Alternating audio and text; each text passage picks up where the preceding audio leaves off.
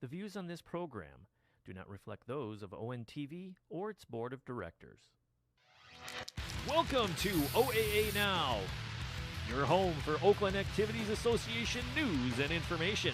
Here's your host, Sammy Taormina. Welcome to OAA Now. Here I'm Sammy Taormina, blogger of the Dragons Insider, blogger of Inside the OAA, and one of the hosts of the Twin Terminators and Ori Neighborhood Television. I'd like to welcome those watching on YouTube, also hearing us on the Local Voice, and watching us on Ori Neighborhood Television. This week, since Ian is on vacation this week, we got Views of the Sideline host, Joey Tysick, here this week.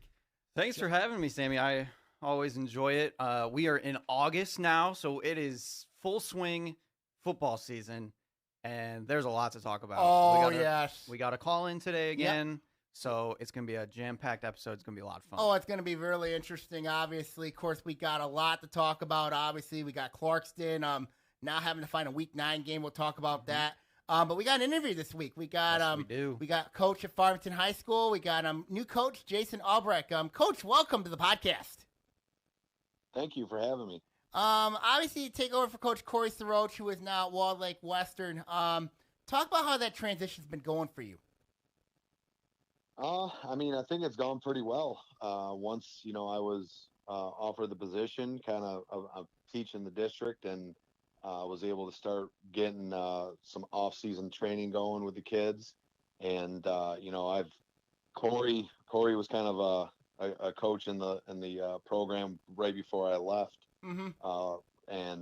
So he kind of learned from Coach Bechtel the same way I did, as far as kind of organizationally. So a lot of stuff was very similar to me, and kind of putting my new twist to some things that were in place, and adding, subtracting some stuff. But I think overall it went pretty well. Talk about that relationship with Coach Bechtel. Of course, you played for Coach Bechtel at Farmington. What has he brought to your coaching style for you personally? Because you played for him.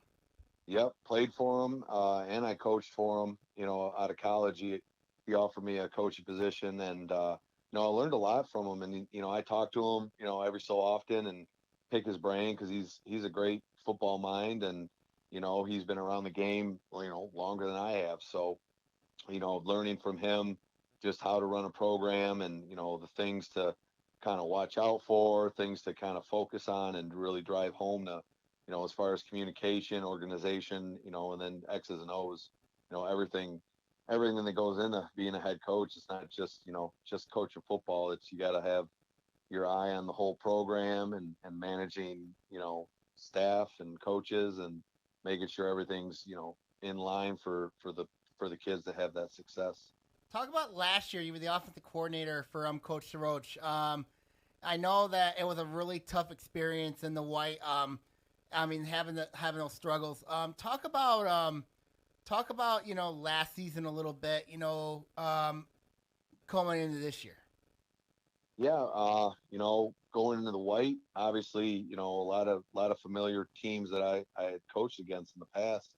But it was a struggle. We had, number wise, we weren't huge for, last year we were listed as a Division I team in the playoffs, and we didn't have the numbers as a Division I program, I didn't think, and a lot of new faces to when it comes to playing time. Especially at such a high level, like having kids that have that experience is a huge factor. And we had some great players, and things just didn't fall in line for us. But we had a lot of kids that had a lot of playing time last year that are returning, and that only makes us stronger moving forward. Talk about the we talk about your program strength, and I think this is one that a lot of people don't always look at, is your program strength. I mean, your junior varsity program last year had a really nice season playing against those tough competition. Talk about your the strength of your sub-varsity programs.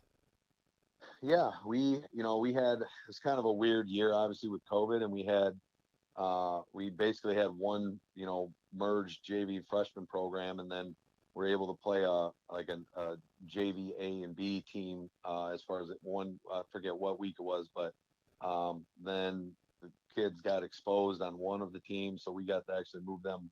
They moved up with us for a little bit, but we had pretty good success down there. I mean, kids got playing time, and that's really, what we want our lower levels to do is to learn how to play the game and do it right. And then, obviously with success, it helps. But I have experience coaching freshmen in JV, and our main goal and what my goal is for our coaches now is to get those kids ready to play at the next level. When they move up to us, we want them to be able to tackle safely and know how to block and how to catch and do all the little things that are, things that are overlooked many times by fans of the game, that, they move up and they know what they're doing, and it makes that transition so much smoother for them as well. Talk about your returning players. Obviously, you got a very good quarterback in Dominic Pesce coming back, running back Jacob Sanders. Talk about how those two have been doing and meshing this offseason, and your receiving threats as well this upcoming season, your offense. Talk about your offense a little bit.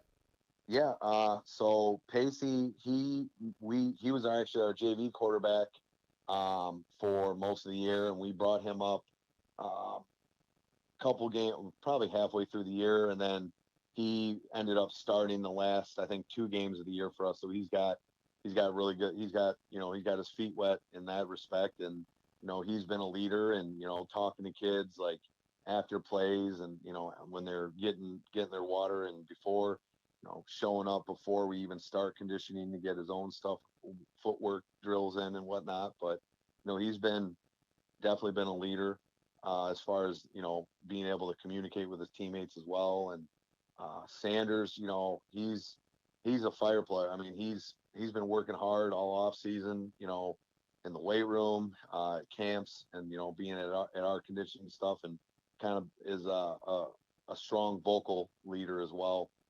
And when you have kids, we have a few of them that are very strong in their leadership abilities, and that helps kind of make that teamwork, that bond and brotherhood kind of come together. But yeah, they've been, doing what we ask them to do. And, a lot of times it means more coming from their teammate than it does coming from a coach all the time. So like they're able to do that as well. We've got a handful of skill kids, and that's probably going to be one of our strengths. Is we've got some kids that are seniors, we got some juniors, and we may have a couple sophomores up that have been working with us, that, playing receiver or defensive back. And, we've got 2 kids that were, well, 3 actually, 3 players that were in the state 4x1 team for track in the state championship. And then, we've got, that's Evan Martin, Demetrian Moore, and William Coltrane. They were 3 of the 4. They were on that 4x1 team. And then Jalen Silver's another kid that's been putting in a lot of work. Played last year with a little injury all year, and then kind of had that corrected. And he's been working hard, and has really improved in playing. He played quarterback for us.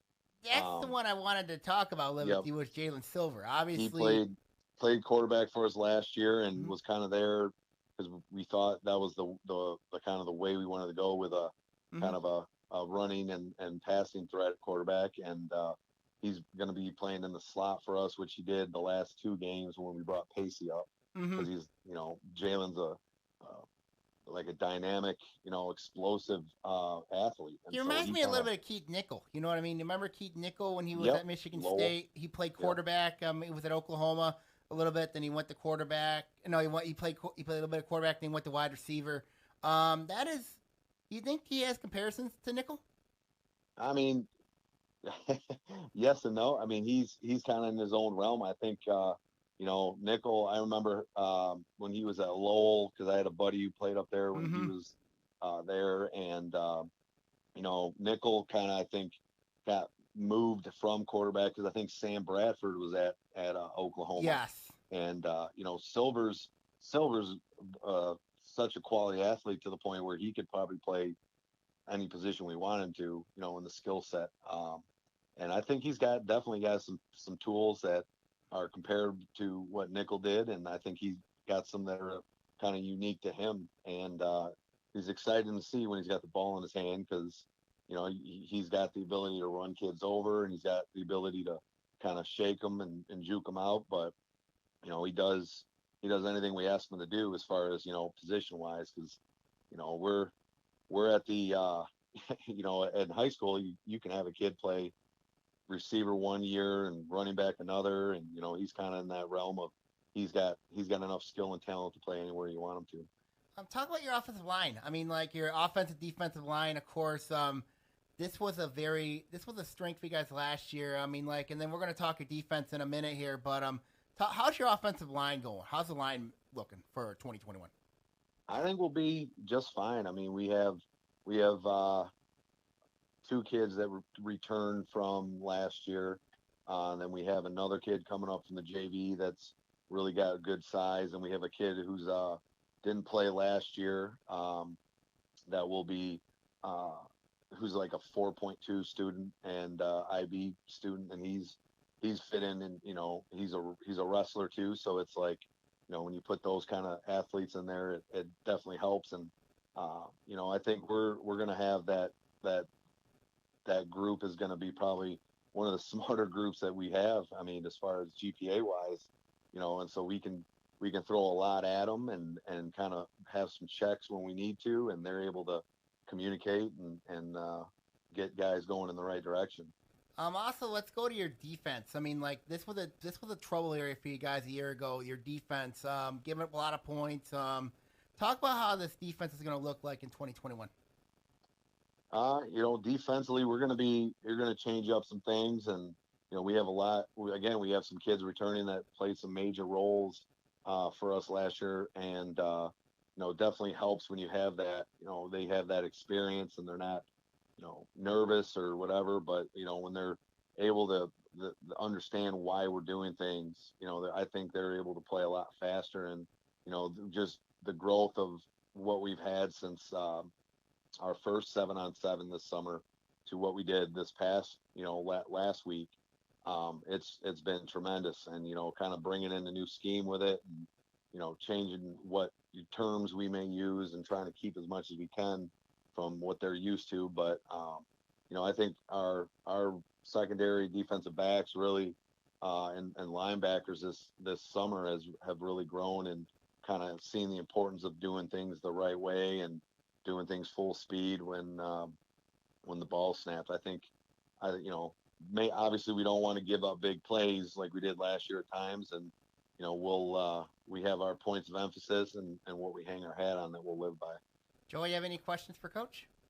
Yeah, Coach, it just seems like you're big on like fundamentals and just pure athletes that, multi-sport athletes. And I know that a lot of the narrative has changed these days to, people are focusing on one sport. Do you just value pure athleticism and those fundamentals over anything else, basically? I am a huge component of multi-sport athletes.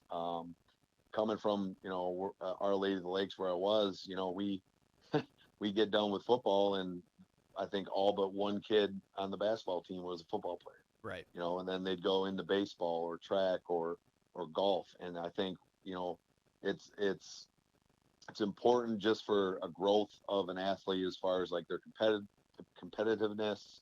And then just, a lot of kids I know that focus on just one sport, and that's where a lot of times you see those injuries because you're doing the same repetitive motion. So I've been pushing, telling kids all off season, get in the track. When I got hired, I was like, get in the track or baseball or lacrosse. And we've had quite a few kids that are involved or that were involved in all three of those, and even into the summer. And, obviously you want your kids to be around as much as possible when you're doing stuff, but like, I'm not going to, bash a kid because he's got another sport and I want him to be active. And I just think it makes you more well-rounded and kind of teaches you different lessons as you go through with high school, because again, you don't get a whole lot of time in high school to play. Once you graduate, there's not a whole lot of rec leagues that you can get into for football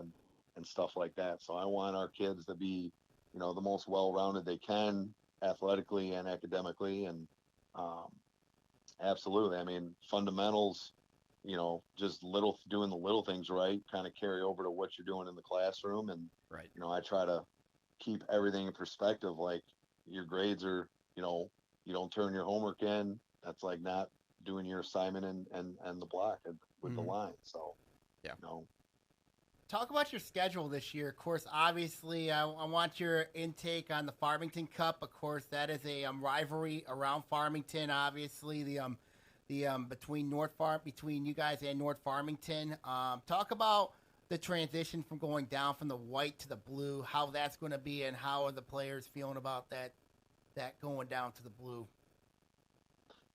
So obviously week 1 is rivalry week, which is kind of a different deal, because usually it's the end of the year and you get to kind of watch them all through the season and see what they've been doing and who's standing out. And obviously they have some kids that are, I think, going or getting offers to play at the next level, which is great. But, it's kind of a cool deal, because we get to go in, and week 1, a lot of times is about who doesn't make the most mistakes, because, you're getting back into full contact. And I think it's a great, I was glad that when I heard that was at least on the schedule, because I knew moving to the blue, like there's a lot more teams and not as many open weeks. So, I'm excited, and I know our kids are, and I'm sure their kids are as well. And, just getting ready to go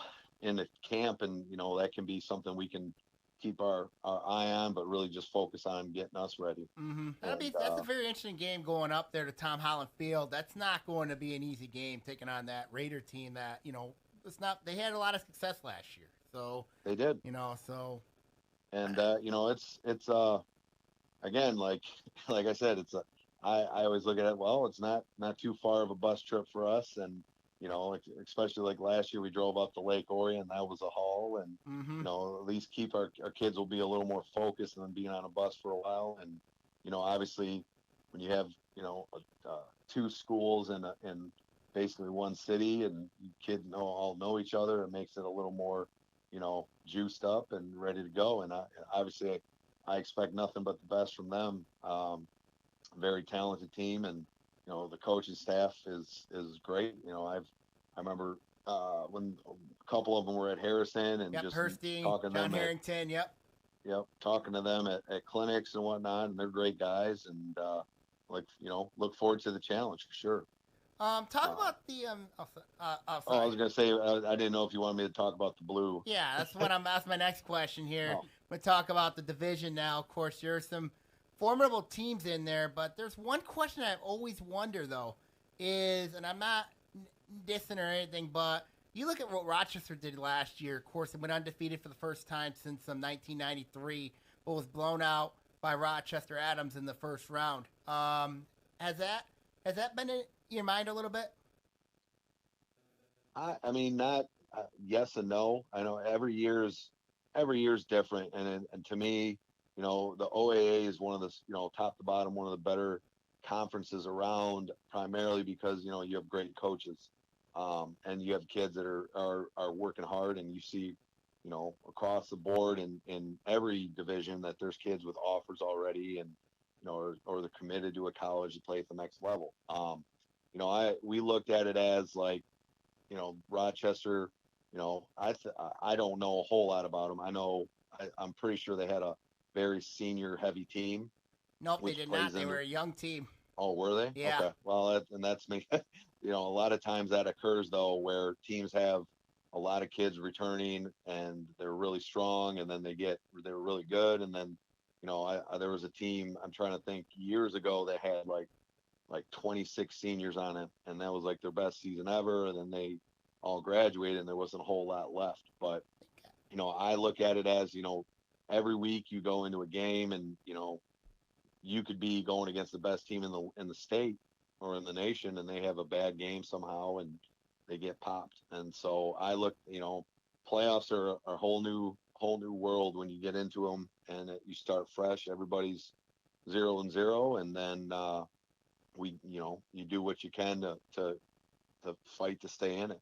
And the blue is, I don't know I don't know a whole lot of the teams as far as I've heard of them and whatnot. I don't know what kind of kids they all. I know some have some top talent kids that are already offered and have Division I or Division II kids ready to go. And I look at it as we're going to take it 1 week at a time, and break down the opponent, and then try to see how we want to attack it and how we want to stop them. And I think you look at you have the red with a lot larger schools, and then the white's got a kind of a mix now, and even in the blue now, there's not like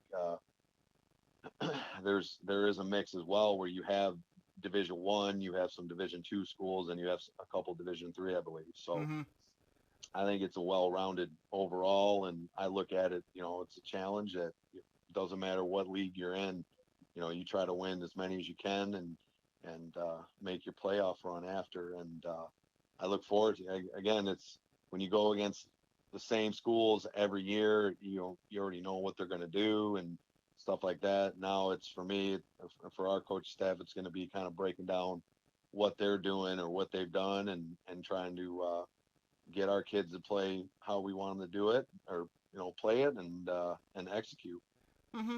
Talk about let's talk about your uniforms. Obviously, we know Farmington. No, I've known them traditionally for the Penn State look. I've also, when you played at Farmington, they went to the blue helmet look. I mean, talk about your uniforms. You know what I mean for Farmington. Yeah, I am a uniform guru. I think back when I played, I think my freshman year was Bechtel's first as the head coach, and he had brought in, I think the Baltimore Ravens were an expansion team back then. And they had their winged shield on the side, and he kind of took off with that. And I went to college and I think they went into the Denver Bronco look. And then obviously I came back and started coaching. We had the white helmets and the Penn State look, which I think is that's a pretty clean look. And I'm not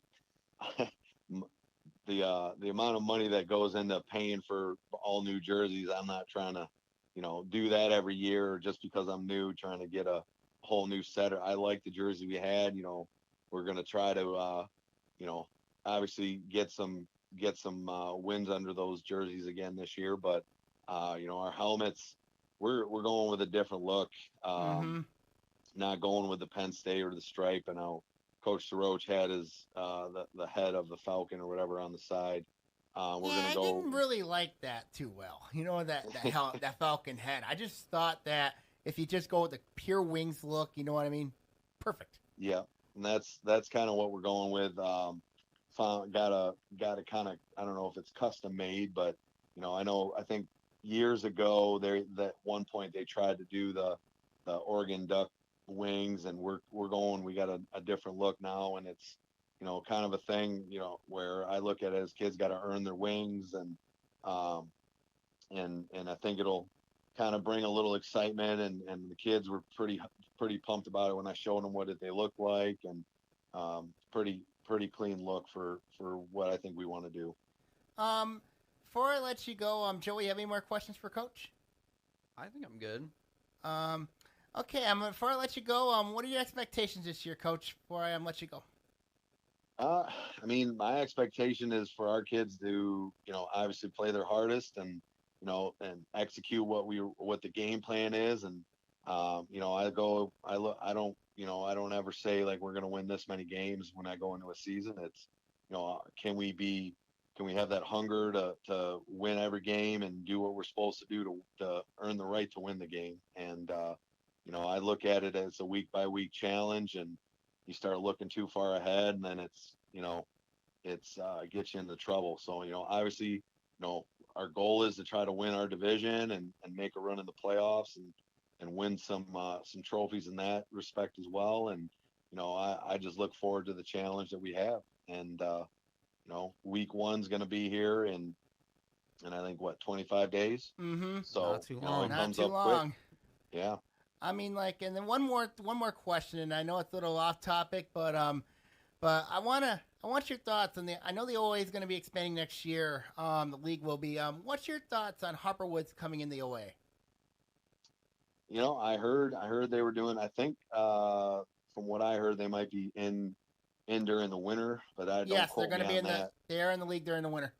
Yeah, so I mean that definitely will be obviously adding teams like that, and they're well coached, and they have again they got a lot of athletes that are Division 1, 2 bound, and I think I'll be interested to see how they decide to cut up the OAA, because I think there's a lot in the blue right now, and then there's not as many in the red, so how I'm not sure where they'll fit them in, because I want to say they're probably a Division 3 school. Yes, they are.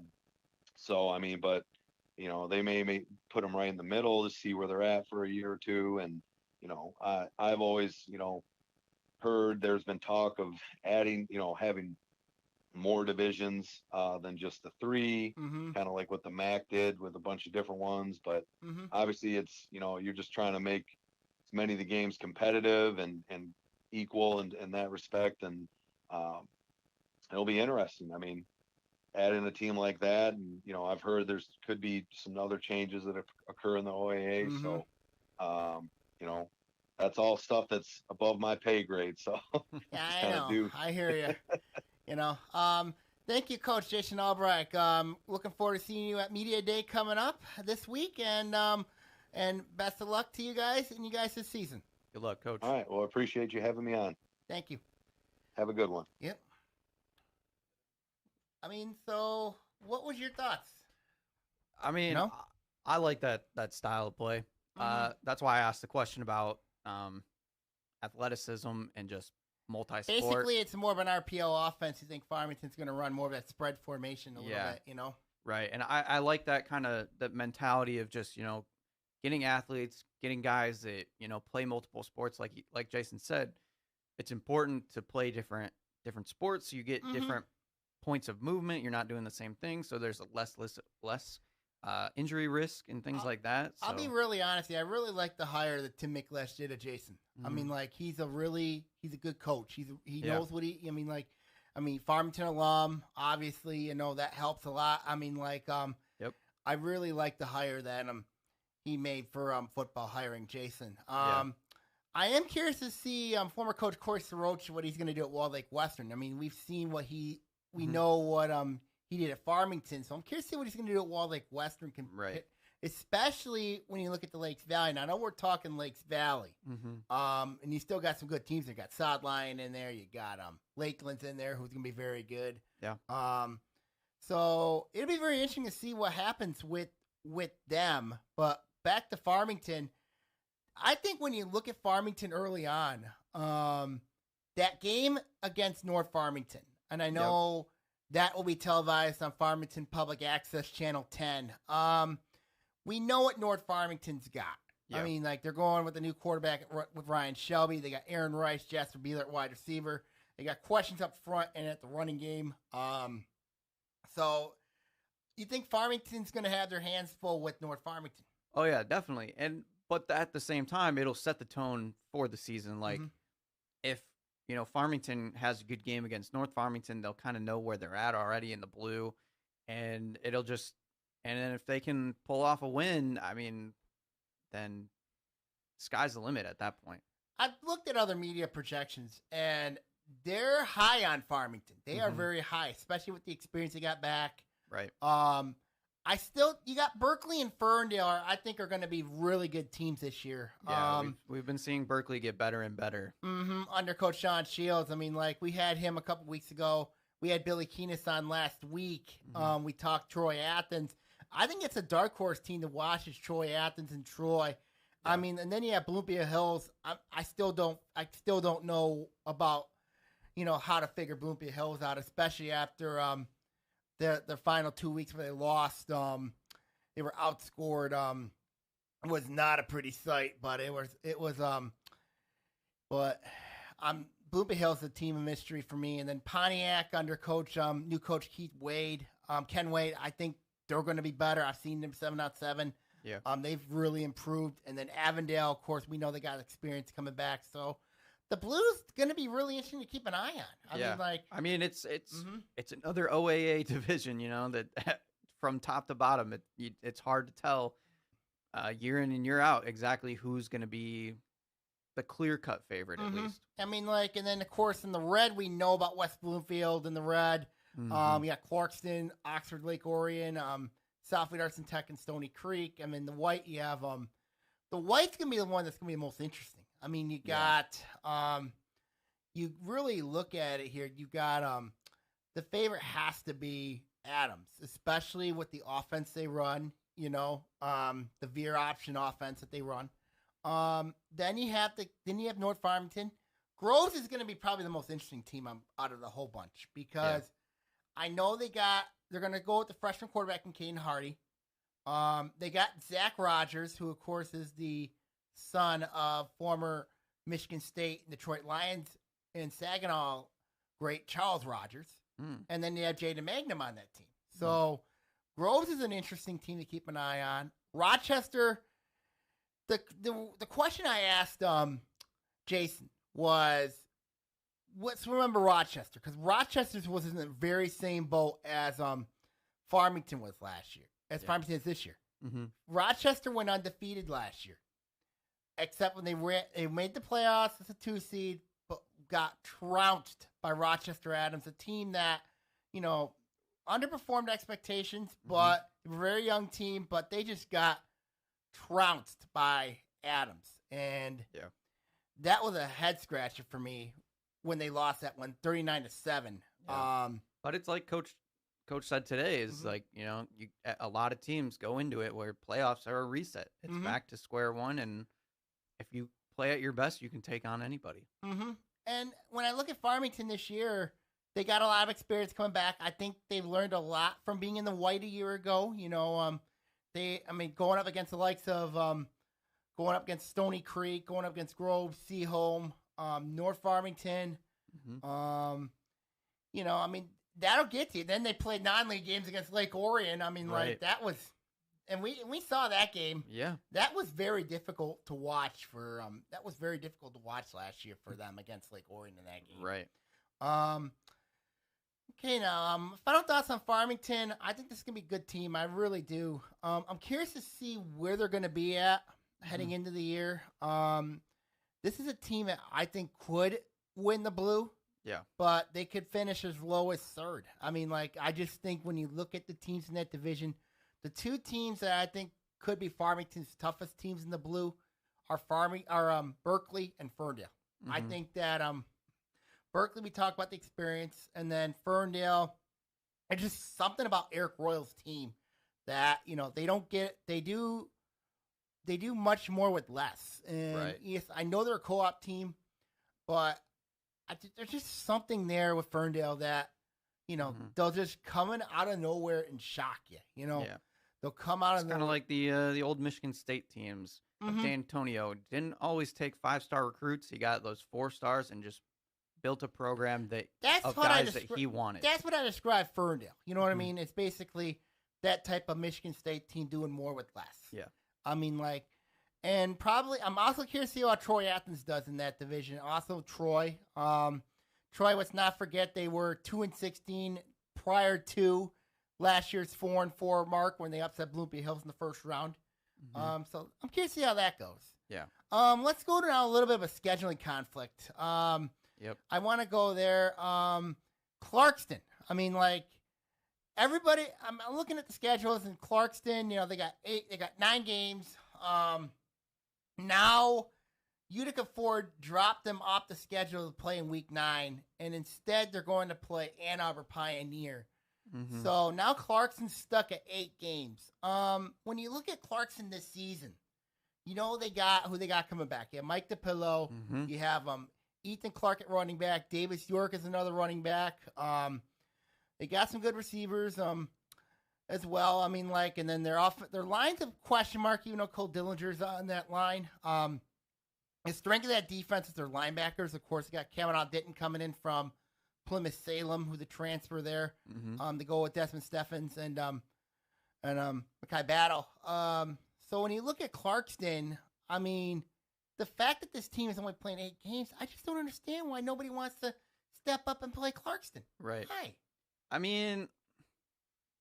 around here they're a powerhouse. So Yes, they're a powerhouse. You know. I mean, you would hope that teams would want to, play one of the better teams in the state.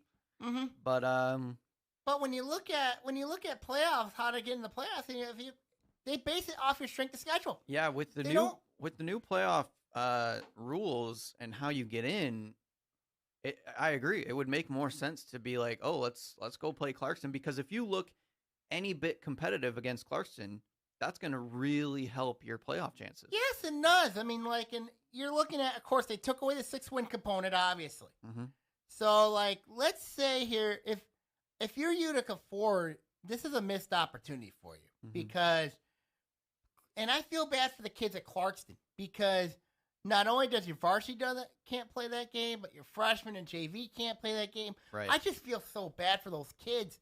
Yeah. I have a lot of confidence in Athletic Director Jeff Cozen that he will find a night game for Clarkston. I think that they will find a night game. I mean, remember 2 years ago, same problem. Even though they had to play Southfield Arson Tech twice. But when I look at Clarkston, I mean, this is a team that I think could, if there's a team out there that is willing to play them, you know what I mean? Mm-hmm. I know, and I'm not counting anybody in the red because I know everybody in the red is playing Clarkston. Right. But there's got to be some teams out there that have to, I mean, play them. Yeah. I know Oak Park, was looking for a week 9 game as well. Mm-hmm. So could that be a possibility? Clarkson, Oak Park, maybe that's a possibility. But I just think that, for a school to chicken out, you know what I mean, on playing Clarkston, it's unfortunate. Mm-hmm. It's sad. And I feel for the coaches, the players, the fans, the administration, that they're not playing a night game right now. Yeah. But that could all change, you know what I mean? Right. So yeah, I would think that they'll figure out a way to get a 9th game in because, again, like you said, if you play an especially 8-game schedule, that's a problem. You know especially what I mean? for any seniors too. You want to get the most possible games that they can play. And if you're playing an 8-game schedule, you know what I mean, then, that's a problem. You look at last year, you know what I mean? I know it was a COVID year, right? But everybody got to make the playoffs. I mean, do you see in the future an 8-game schedule and everybody makes the playoffs? I know several states have that format. Do you see that ever possible in the state of Michigan? I mean, I could never count it out. I mean, that's what, you see from basketball and stuff like that. Everybody makes it in. So for football, I don't see why not necessarily. I don't know if I fully agree to it, but I could see it. And it could be fun because, you're giving everybody a shot, an extra game. I mean, last year it worked out perfectly. I mean, I thought last year was very, very successful. Mm-hmm. Now there were some matches I thought, was going a little whack a little bit. I mean, considering... I think that's the only problem that you might end up having is there'll be some weird matchups that you could get. Mm-hmm. But what the MHA did last year was they put every football team in a district, and they made them play. You know what I mean? They made them play throughout the playoffs. And I'll tell you what, I really thought that format was a success. I mean, I thought there was possibility of maybe going to it this year, but they went back to the format of,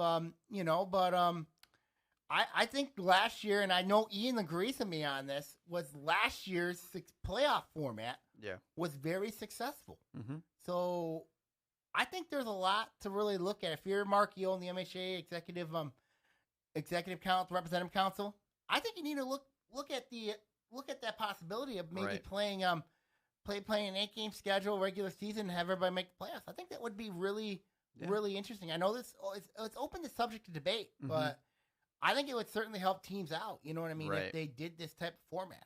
Yeah, and again, it's just fun for everybody to get a playoff experience. I know me coming from basketball, it was always fun to be like, oh, we might not have had the greatest season, but we do have our first round of playoffs where you have a chance to maybe redeem your season, which is always a fun thing to do. Look at a team like Pontiac. You know what I mean? Pontiac last year, really struggled at 0-7. They but they ended up going up to Bay City Western for their first round playoff game, and not a good experience, but but they got to taste what playoff football looks like. Exactly. So I think it's a good idea. To be honest with you, to have playoffs type of stance, right, when it comes to postseason. Yeah, and that's the thing with Clarkston now is if by some chance, we're pretty positive they'll be able to figure out a ninth opponent, but if they for some reason didn't, that could just be some having trouble. having that big gap between their 8th game and the playoffs, it could be We troublesome. know that, and it happened to Farmington 2 years ago. I mean, Farmington finished 7-1. Now they had to go to Oak Park. They won that game though, but that's not an easy gap, especially when you don't have a Week 9 game. Yeah, it always makes it a little bit tough. It's very difficult. I mean, obviously. So I'm hoping Clarkson finds a ninth game. Obviously, I think they will. I have a lot of confidence in their administration, their athletic director Jeff Cozen, that they can get this worked out. So, okay, now let's go from football. Let's go to a little bit of an area that you like, and that's basketball. Of course, being the Views of the Sideline host, obviously. The MHA did release their districts last week. I did talk to Ian about the districts. We talked a little bit more side on the details, but I don't know if you've looked at the districts yet. But I've not gotten a chance yet. But I'm looking at the districts. I'm gonna go boys first, and I think probably you have the defending state champions. Grand Blanc is in a district with Flint, Kearsley, Davison, Lapeer, and Oxford. Of course, I don't know if you heard the storylines about surrounding what's been going on around Davison with their new head coach coming over from Flint Beecher and Michael Thomas. You look at Mike Williams. I mean, this is a really interesting. And if you're Oxford, this is basically a sentence for you. You know what I mean? Yeah, that's really tough. That's a tough schedule for Oxford district. Their district, yeah. Grand Blanc's always a tough school. They won the state title last year. Exactly. Davison also always very tough. Lapeer's improved. Yep, Lapeer's improving, and yeah. Oxford's got it tough. You're right. That's the same thing in the girls too. They got that same district there as well. So, when you really look at it, Grand Blanc, on the girls' side, very solid. Davison, we know what they got. Yeah. Lapeer's an improving team. I think in the girls, you know what I mean? Oxford's got more of a chance there. Yeah. In the girls, the boys, it could be really, really tough selling. Yeah. For them. But it can also make for, an exciting district at the same time where Oxford can go in there with, kind of that dark horse mentality. I know back in my day when Brandon was in a district, Brandon, Fenton, and then we had Grand Blanc and Clarkston. Yikes. And it was brutal for back then. But 2012, when Fenton knocked off Clarkston, that was the upset of the year. One of the craziest games. Lake Orion went to the Division 1 state quarterfinals that year. Yeah, I remember that. One of the craziest upsets I've ever seen. So, there's always a possibility, even though it's a tough district. And I know, as myself, I always enjoyed playing tougher opponents, getting that chance. Speaking of it, we're going to talk more districts here, too. We got District 5 at Romeo for boys. Girls, it's at Lake Orion. It's the same teams there. Lake Orion, Rochester, Adams, Stony Creek, Romeo, Utica, Eisenhower.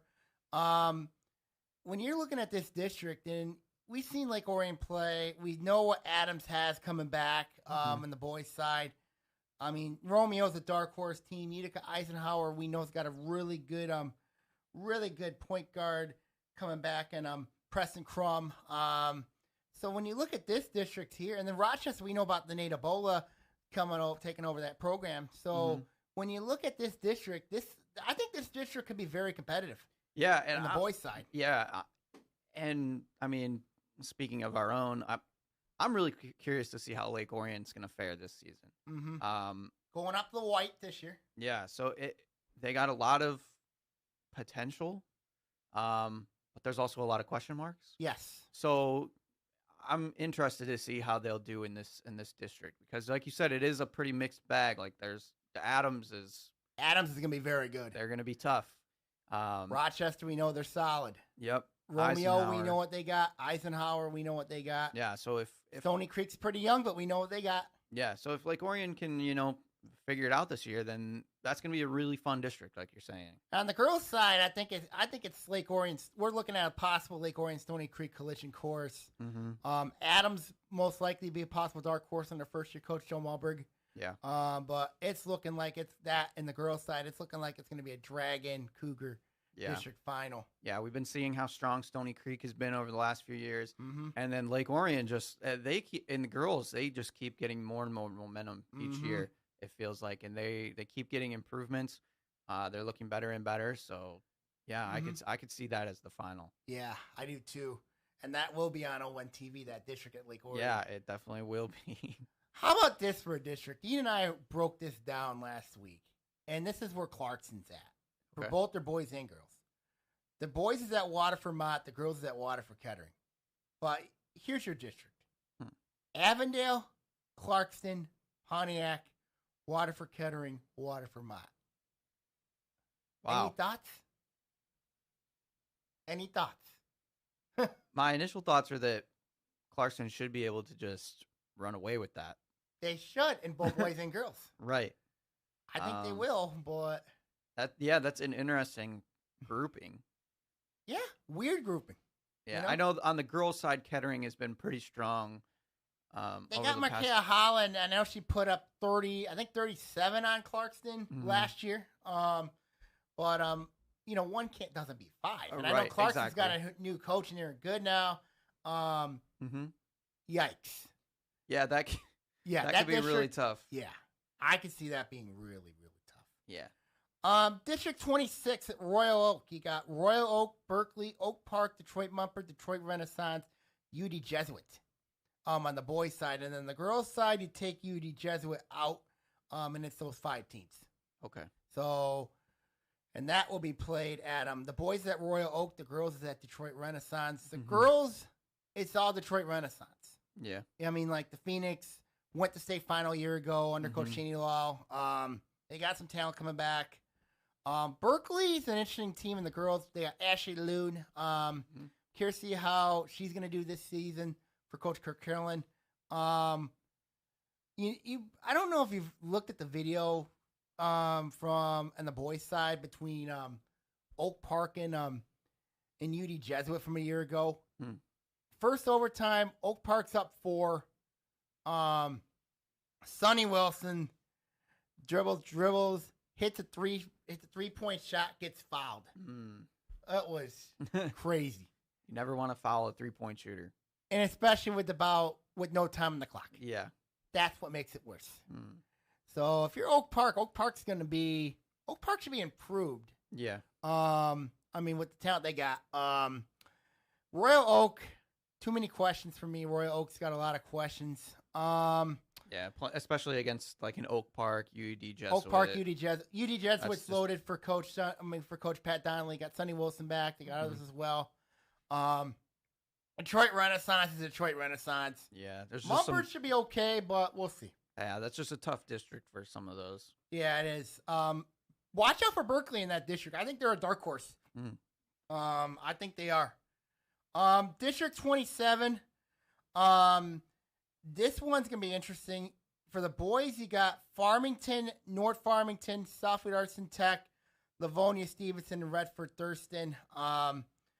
You take North Farmington, and the girls are out, and they're in a different district. But when I look at this one here, this North Farmington's to lose. Yeah. I mean, Farmington's looking for a new coach. Livonia Stevenson's can probably be the team to beat in this division. And then District 28 is going to be the kiss of death district. I mean, could you just imagine this for a district at West Bloomfield? Oh, I found it now. Yeah. You got Groves, Seaholm, Bloomfield Hills, West Bloomfield, Orchard Lake, St. Mary's, Birmingham, Brother Rice. That's just the boys. And the girls, you put North Farmington girls in there, and Wow. Birmingham Marians in there. Oh, boy. Yeah. Oh, boy.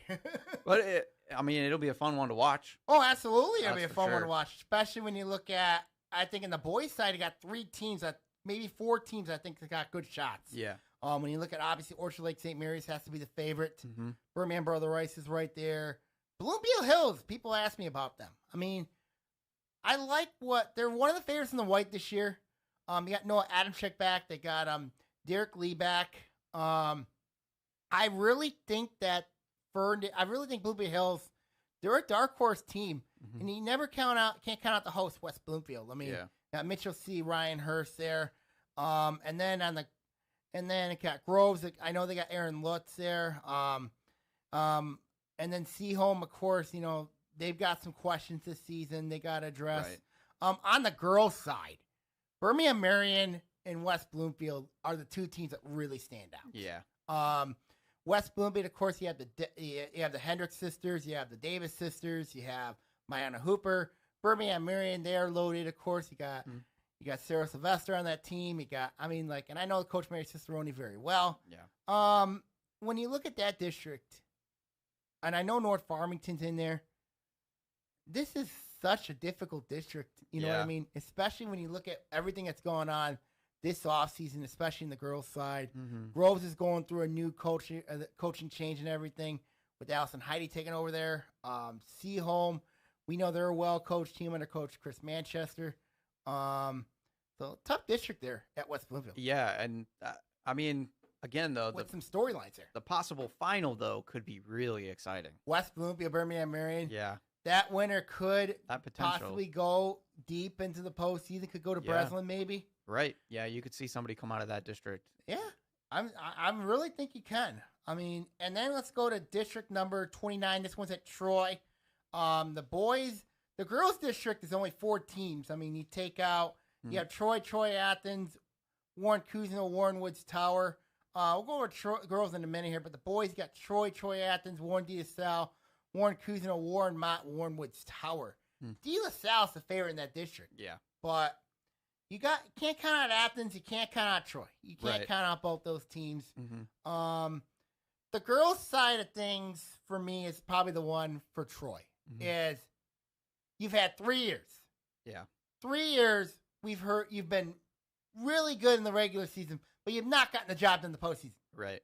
So, and anytime you have players like Alyssa Mantuza, Kendall Zeider, Shara Sabaka, Mia Val Otis, they're a deep team. But they haven't gotten the job done in the postseason.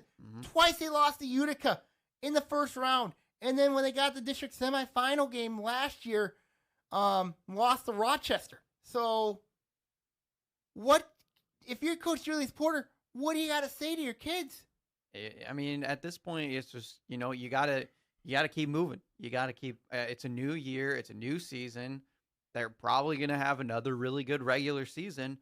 And it's just, they got to be able to get that. And they're in the red, too, this year. They just got to get that mental block, out of their heads. The two teams that stand in their way are going to be Troy Athens and Warren Cousino. Cousino last year won 11 games a year ago. Yeah. And they got some experience coming back. Troy Athens, we know what they got back. Of course, you look at what Coach J.C. Klump has coming back, of course, led by, they're solid. Troy Athens, they're better than what people think they are. Right. They're a lot better. Exactly. I think that's going to be really dangerous for Troy. And if they don't win that district, then something's wrong.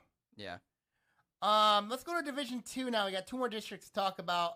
District 58, we got Ferndale U, Detroit Country Day, Detroit Jalen Rose Academy, and Detroit Old Redford Academy are in this district. It's at Birmingham Detroit Country Day. When I look at the girls' side of things, 3 of those teams did not field teams last year. And the only 2 teams that I know that fielded teams were Ferndale University and Birmingham Detroit Country Day. Yeah. Country Day went to the Division II state semifinal a year ago. Right. And I don't really see Ferndale University or anybody in that district can knock them off. Yeah. I really don't. The boys could be really interesting because Ferndale last year went to the Division II state semifinal. Yeah. They lost to a very good Grand Rapids Catholic Central team. Then you have Birmingham Detroit Country Day. Host team, got a lot of experience coming back. We know about the tradition. Right. Shane Battier, the Chris Weber, the Kurt Keener. Yeah. They're always there every year. And then Ferndale University, in my opinion, is a dark horse team. Even though they had their struggles last year. They, I remember when they played the Lake Orion, they looked pretty good at times.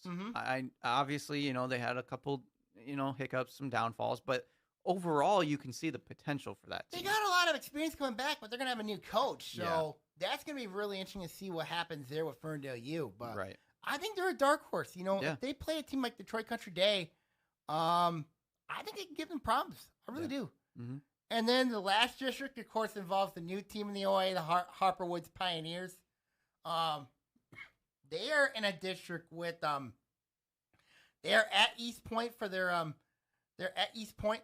The girls one, I don't know where they're at for the girls side, but they're in a district with Detroit Denby, Detroit Osborne, East Point, Harperwood Chandler Park Academy, and St. Clair Shores South Lake. Mm. So when you look at this one in the girls side, Harperwood Chandler Park Academy, and both boys and girls, they have to be favored.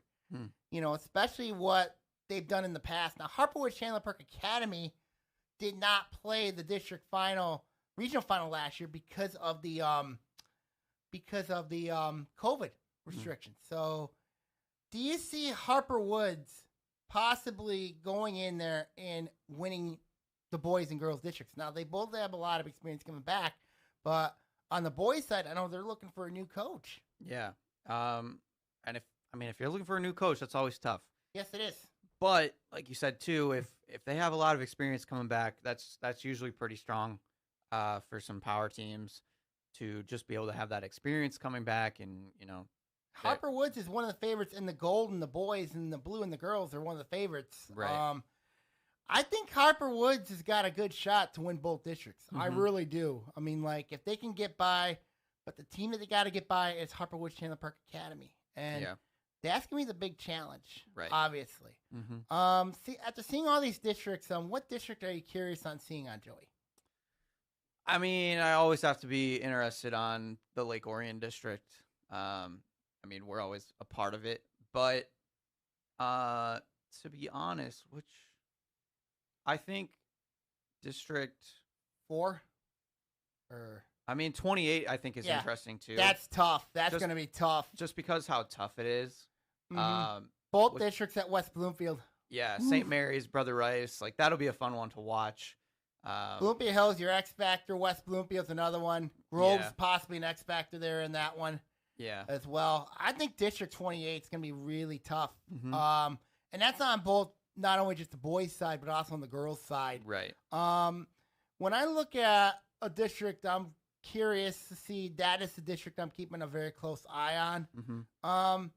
I think District 58, Ferndale and Detroit Country Day, that one's going to be Yeah. really interesting because if Detroit Country Day were to move on in that district, and if Mhm. you're Ferndale, the fact that you're in the red, there's always that danger for Ferndale. Yeah. I mean, last season, of course, they talk about Division II state championships. Mhm.